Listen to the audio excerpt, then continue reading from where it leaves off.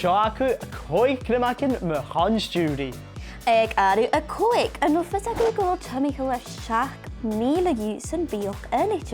A sin iúntach agus ag armh chéir. Chanaw na bhain do dhéine le cin freud a ha choin-stiùiridh. Bíad a cúteach dhéine le autism, choin-stiùiridh agus mór an hinne san éile. Had u awas o'ch trang. Ag arw y tri hang hwnnws ag cwt y choin-stiùiridh y fwyd y rili. Wow, ha sin mírfiliach agus gemá féimeáil ag armh ja. In mar fisacid gnúrin de chuid de choin-stiùiridh aineachach a bhfuil choin-stiùiridh ar cúteacin fu an fála. Nachol sin díoch sóríd. Agus mi dhealach ag arw y hyn agus seo yn iar y sioar laimse, mae hig cwstiúiridh gad iaws I lo hen lienat. Gyda gyfle y fiachyn di isgwyd gyfle cwteacin an yn hwnart. Sin acu ha Còig Criomagan me choin-stiùiridh.